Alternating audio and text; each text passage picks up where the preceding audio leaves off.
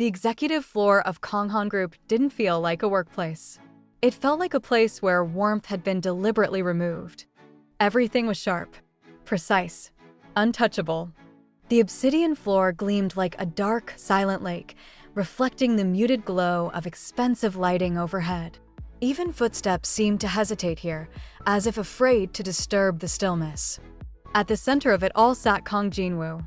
Behind a desk carved from a single slab of mahogany, he looked less like a man and more like a decision carved in stone. His charcoal suit fit perfectly, his hair was immaculate, and his expression carried the quiet weight of someone who never wasted energy on unnecessary emotion. His eyes scanned the report in front of him, but his mind was somewhere else. The merger is slowing down. The board is getting impatient. Father is watching. His fingers tapped once against the desk before stilling again. Every move has to be perfect. Every reaction measured. There's no room for mistakes. A soft chime broke the silence. The door opened just enough for Secretary Choi to step in, tablet held neatly against his chest. "Director," he said with a slight bow, "the preliminary report for the luxury mall project is ready. Also, the chairman is requesting the final shortlist of brand ambassadors by the end of the day." Jinwoo didn't look up immediately. When he did, his gaze was calm but distant. "Leave it," he said, voice low and even. "I'll review it when the numbers actually make sense." A pause. "And tell the chairman," he added, "I don't work with shortlists. I work with certainty." Choi hesitated for half a second, then bowed deeper. "Of course, sir." There was the faintest hint of something in his tone as he turned. "I'll leave you to your market research." The doors closed with a heavy click. And just like that, the room exhaled. Jinwoo's shoulders dropped. Not much, just enough to break the illusion.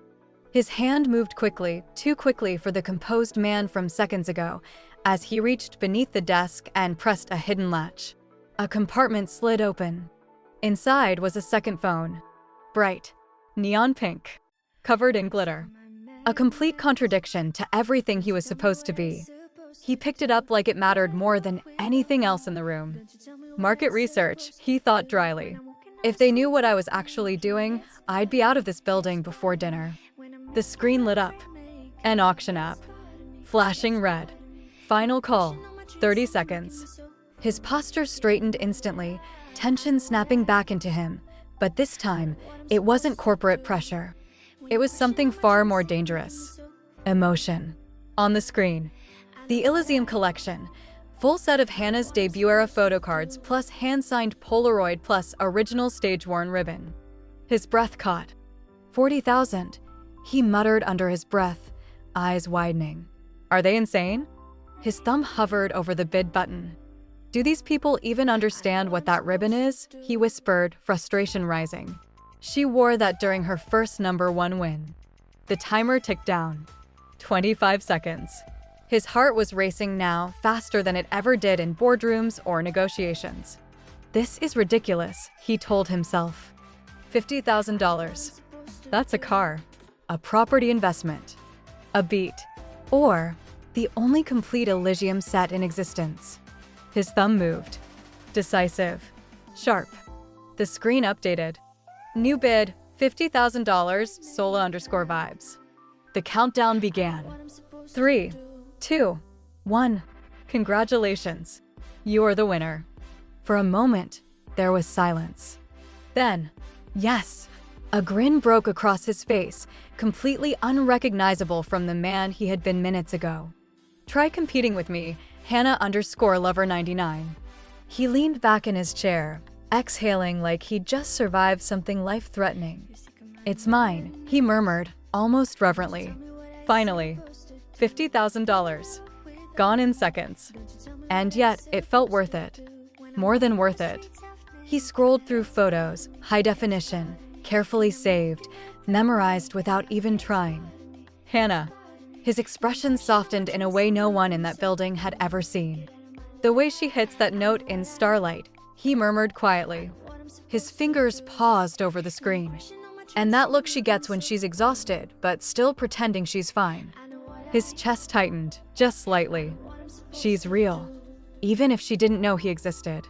Even if, to her, he was nothing more than a username. A sharp knock shattered the moment. Jinwoo froze. The phone nearly slipped from his hand as reality came rushing back. In one swift motion, he shoved it into the hidden compartment and sealed it shut. His posture straightened. His expression reset. 3 seconds.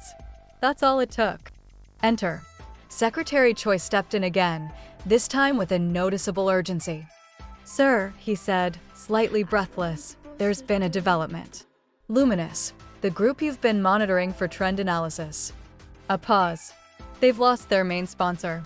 Budget cuts are severe. Their comeback may be cancelled."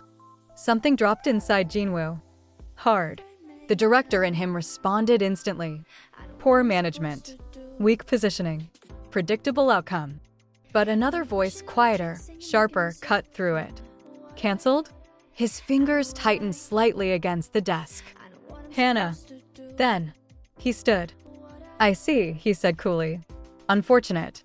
Choi nodded, unsure where this was going. Jinwoo adjusted his cuffs, gaze sharpening. "But situations like this create opportunities. Sir, the chairman wants a face for the new luxury mall, doesn't he?" "Yes, but..." "Cancel the shortlist." Choi blinked. "Sir, we're going to Luminous's agency tomorrow." The confusion was immediate. "But their brand value is dropping rapidly." Jinwoo's gaze snapped to him. Cold. Absolute. "Their value," he said quietly, "is whatever I decide it is." Silence. "Prepare the car." A step closer. "And Choi." Choi stiffened. "If you ever repeat what I spent $50,000 on this morning." A faint pause. "You'll be reassigned to the mailroom before the week ends." Choi bowed instantly. "Understood, direct." A slip. "Sola." He froze. "Director." Jinwoo didn't react. He simply turned toward the window.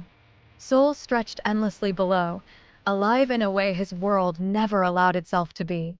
His reflection stared back at him, perfect, composed, untouchable. But behind it, something else lingered. "Hana." His gaze softened, just slightly. "I'll save your career." A beat. "You just can't ever know who I really am."